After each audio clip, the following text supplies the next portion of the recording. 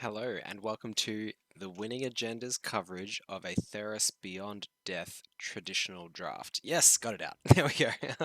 My name's Jesse Marshall, and I'm here with round 4 or 5. Anyway, we're deep into this competition.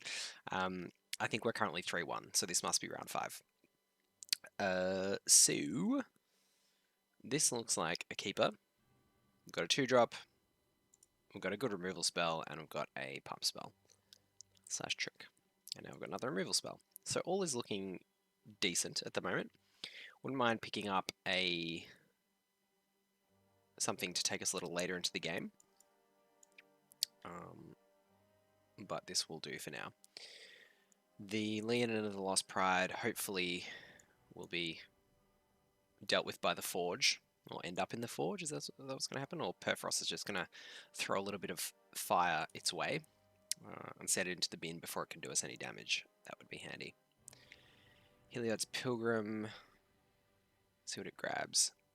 Iroas's Blessing is a card that I was seeing a lot of early on in terms of picks, but there we go. That is what they grab. I think it's I was going to say I think it's the best card to go grabbing with Heliod's Pilgrim in a lot of senses, or one of the best. Obviously, there are a lot of rares and other auras which are really good, but at common, if I have Iroas's Blessing and Heliod's Pilgrim, I think life's pretty good. Now,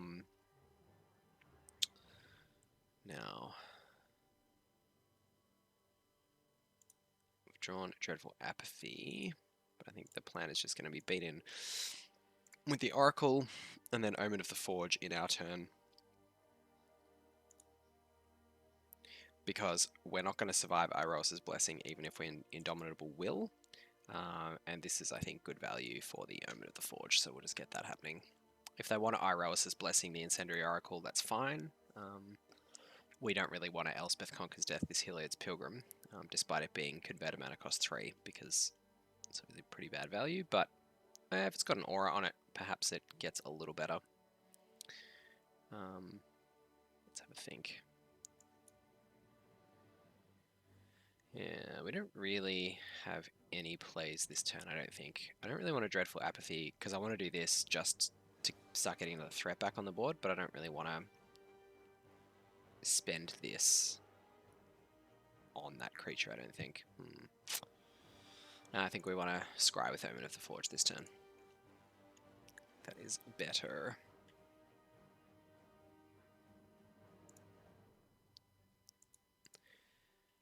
See if they have another play. They do, and it's a good one. Okay, so this is a better target for all of our removal spells. It has converted protection from each converted mana cost other than 4. That's unfortunate since we have a 3 and a 5.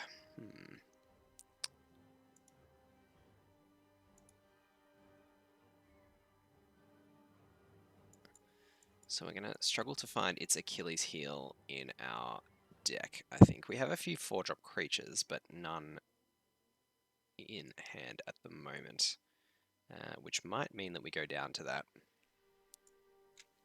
quite swiftly. We'll deal with the Pilgrim anyway.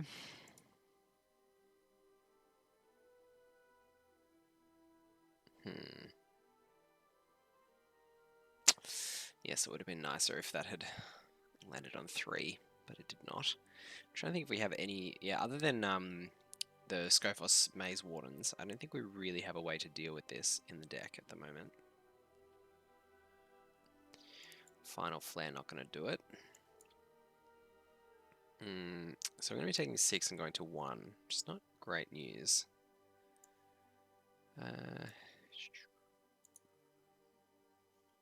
Deal with that. And we've just got to, I think, hope that we hit a Maze Warden off the top. And that they don't have a removal spell for it.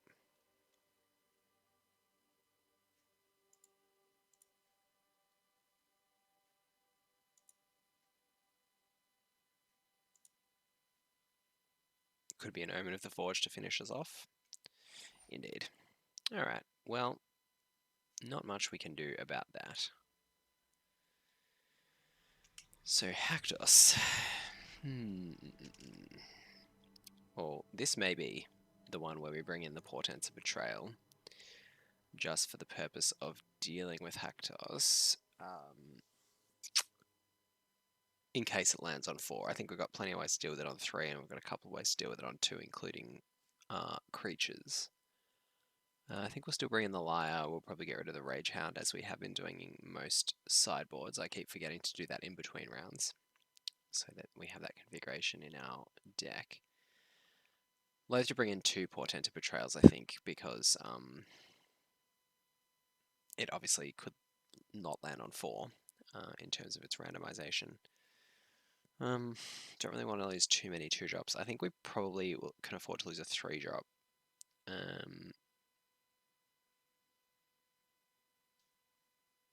For curve purposes. So try without a Stampede right up. The Final Flare combo, as in, well, having a sack outlet to go with your threaten effect, would obviously be nice. If we can pull that off at 7 mana. But for now, let's just make do with another decent, if slightly optimistic hand. But look, we've got 4 plays out of our 5 that we can afford with the mana in our hand, so it's pretty hard to mulligan that. It's one of the advantages of having a reasonably low curve, is that 2 landers can be a little better than they otherwise might be.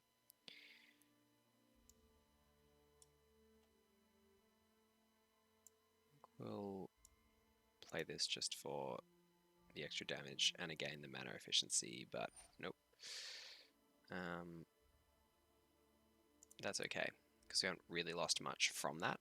We've got a removal spell out of their hand, as in from playing the Sentinel Eyes as opposed to just attacking, because of, you know, the fact that it can come back, and so we haven't exactly lost the card, because we would have lost the mana anyway, had we not used it this turn. Problem now, though, is that they played Leonin of the Lost Pride, which gets a little more awkward because we don't really want to permanently lose the Sentinel Eyes. So I think I'm actually going to Dreadful Apathy that, as awkward as that is, because I think it saves us in a couple of ways.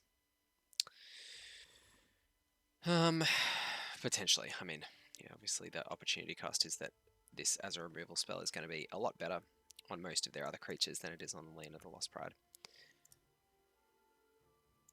Let's just get in there.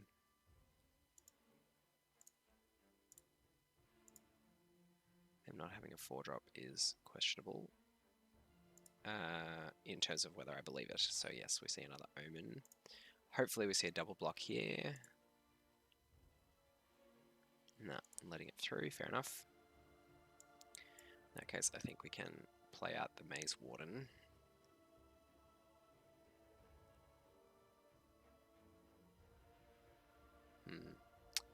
Irritating.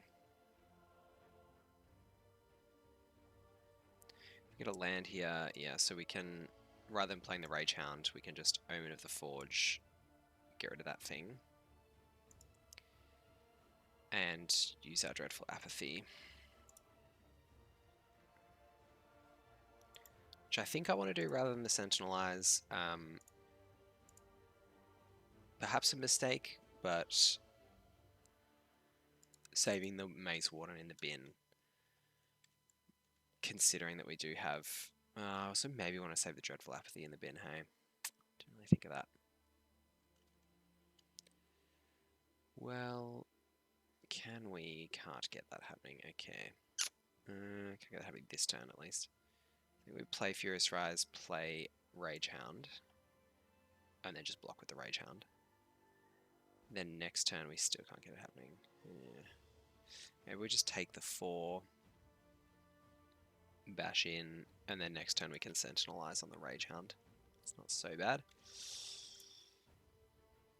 No, we want to play that, and we want to bash. Then next turn we can Sentinelize the Rage Hound and start drawing off the Furious Rise, which means we need to take this 4 if they attack, but they may not. Okay, they do. Now we can only get the Furious Rise off the Rage Hound if they don't have a blocker. If they do have a blocker, we will potentially lose the Rage Hound. Okay, what does it get?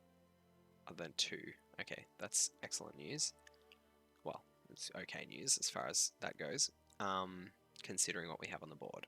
So, we'll do the Sentinel Eyes on the Rage Hound to give ourselves the 4. We'll lose... I think I want to keep the Apathy in case I draw the Lagona. Yeah.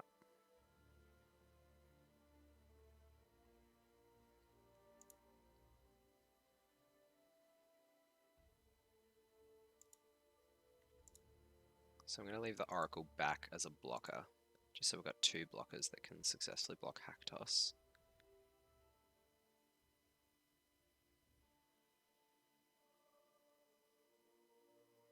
If need be, we can Final Flare off the Sentinel Eyes as well, which is not too bad to do if they use something to kill the Rage Hound, or if we want to block with the Rage Hound.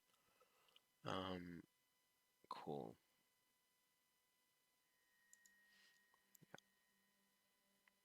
Okay, get those land out of there.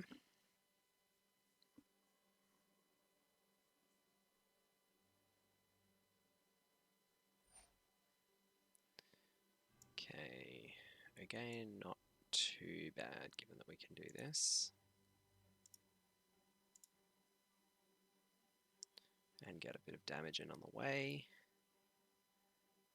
And we can, pardon me, not quite, oh can we? Yeah, we may be able to flashback the Rage Hound now. Yep, so got 4 cards in the bin. Okay, that's sad. So we're going to be taking 6 to the dome. But at least we can get a Rage Hound back. So again, unfortunate.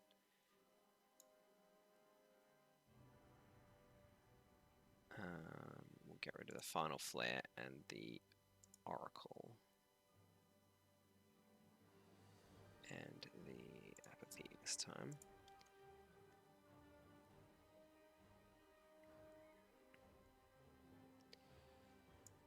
Play the Mountain. And we get another Mountain. Okay. So, please no removal spell.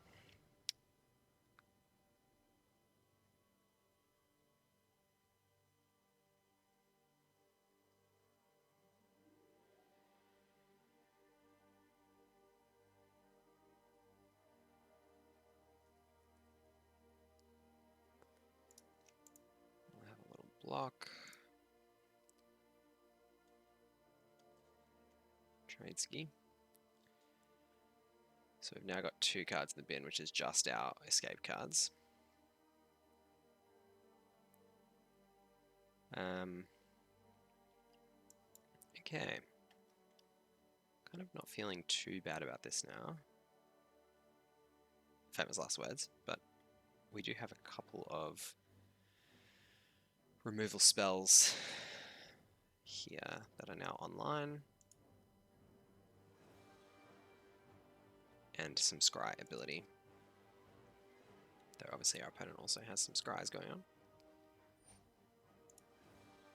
And they did put something on top, so they've got something useful in hand at least, we know that much.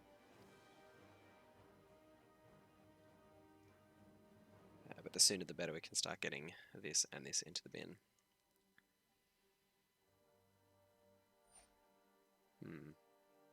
Irritating.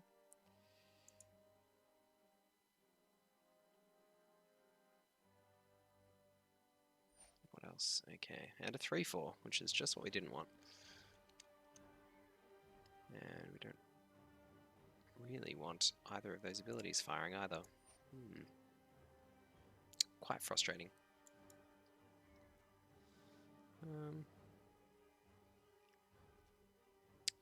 See, Rage Hound actually fights with that guy pretty well for now, so I'm actually going to leave that on top. Because Rage Hound plus Sentinel Eyes gives us also a trigger from Furious Rise.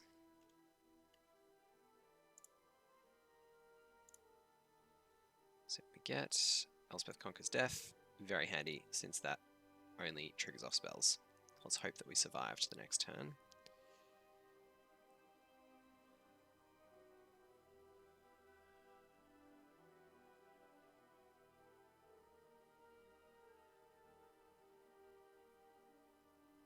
Let's see. They want to scry to see what's coming before they decide to attack, which is entirely fair enough. Just thinking, assuming that we do get to game 3, what sort of things we're looking at here. Lots of omens, a portent of betrayal. Right, they do want to trade. We have to block here, so that's unfortunate.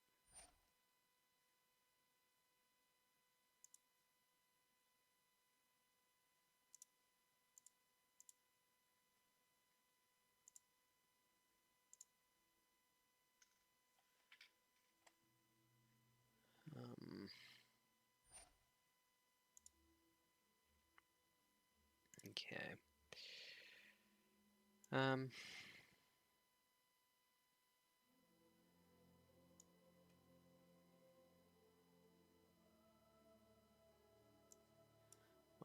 probably should have done this the pardon me, end of last turn just for the scry, hey? Yeah, that would have been a better play because we could have got rid of the land and instead played a Maze Warden this turn. But we did not. Yeah, I mean, we knew we had to kill the Wayfarer, so it's probably a better thing to do. I mean, lucky that we didn't trigger Furious Rise because we didn't lose the Elspeth Conquers Death, I suppose. So we'll play this, and I think I can't really afford to play that just to trigger it, I don't think. But we also don't want to trigger Furious Rise and lose that. Yeah. Okay, we'll just hope they don't top deck a removal spell.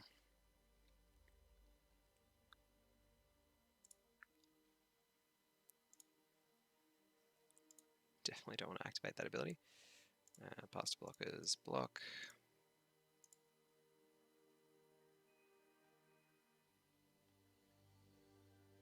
So they get the Rage Hound back, slightly larger.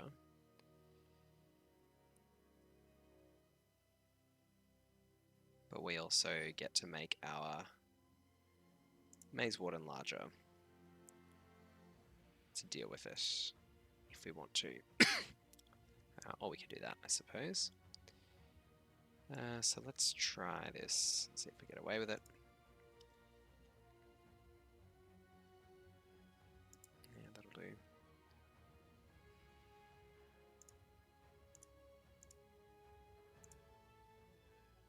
Cool. So Portent of Betrayal, yeah, not a bad one in this sort of matchup. When you're dealing with high power creatures and generally trying to bash each other to death. Phalanx Tactics probably still not good enough. Like, I just don't think there's enough board positions that we've seen. We've now played, what, about 10 games with this deck, and I don't think that many times that we've really gone very horizontal. Everything else felt pretty decent. They do have a lot of instant speed removal, so perhaps Indomitable Will is not quite as good against so many Omen of the Forges and things, although it is actually very good in response to an Omen of the Forge, so perhaps I'll leave that in. It's just not so good proactively. But that's okay. Saving creatures and instant speed is good. Favorite of Iroas, maybe not the best in this matchup, actually.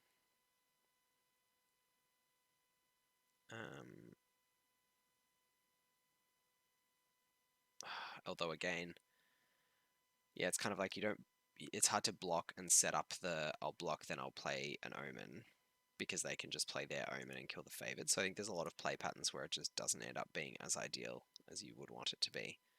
So I think probably would rather have the Stampede Rider, because it can also block Rage Hounds if you have another creature that's power 4 or greater, even if that creature's tapped. So that creates some more favourable play patterns, I think. Yeah, let's give that a go. We'll go to game 3 with that deck, and I hope that that's enough.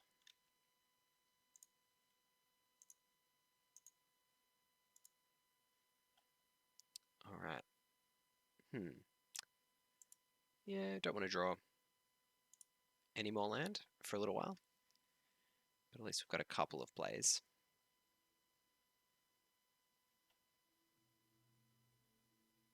So they went 2-6 on the play, okay.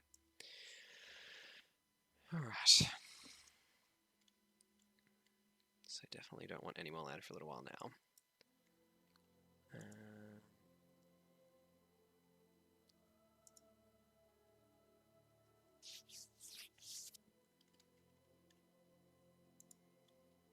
So it looks like they're probably sitting on an Omen or two in their hand as well, which is not altogether terrible for us.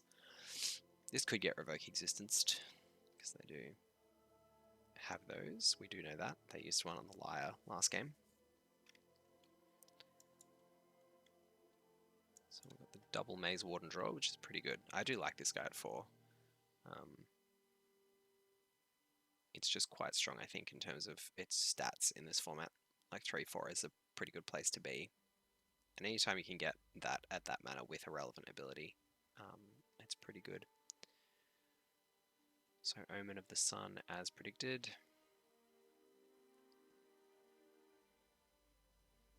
Really don't want to lose that Furious Rise before we get some value out of it. This is starting to look like a decent draw for us.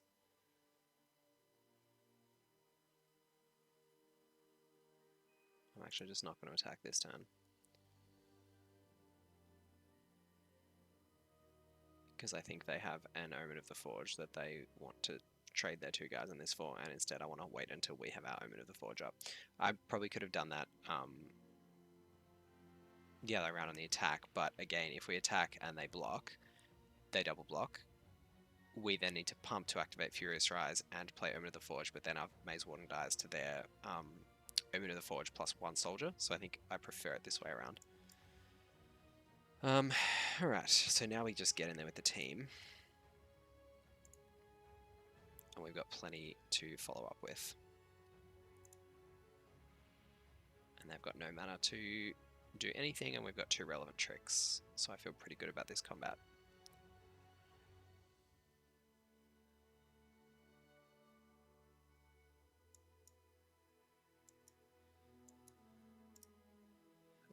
So we'll do this one, I think. Actually, kind of tempted to Indomitable Will, to be honest. Because it just gives us that little bit more value from everybody else this turn. Yeah, let's do that. Like, that pump's not irrelevant.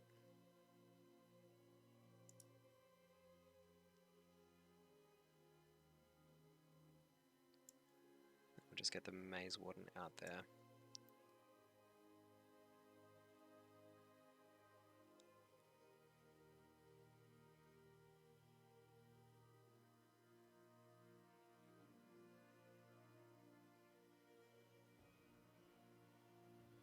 Yeah, so their Malta 6 obviously didn't quite work out as they'd planned.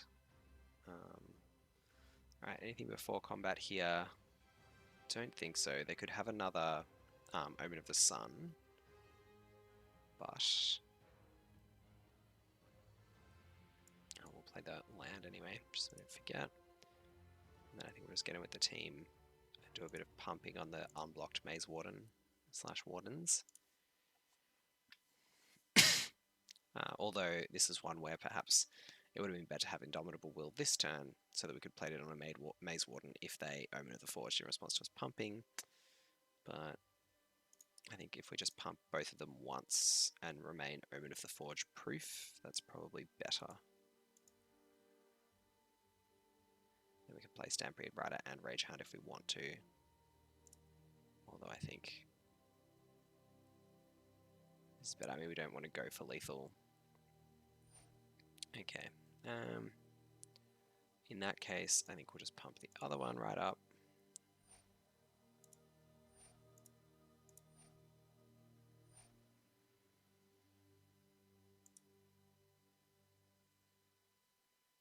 Could have killed our own guy to deny the scry as well, is an option there.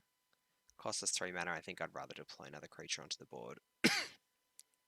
Especially since I think that is likely to functionally have much the same impact.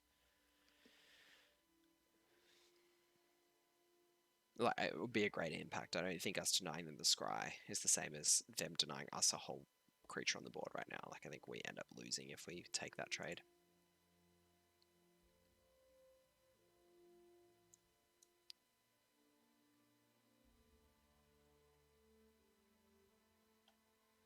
Another Stampede Rider.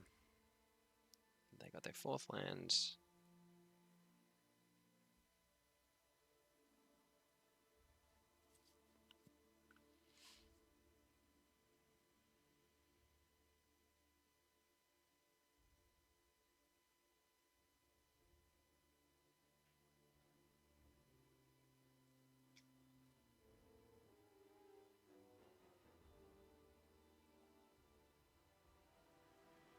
Very good. So we got there. It's a bit of a scare after game 1 with the what's his name, Achilles fellow, hitting us at 4, but we got there. So we're now, what are we, heading into the final, I think.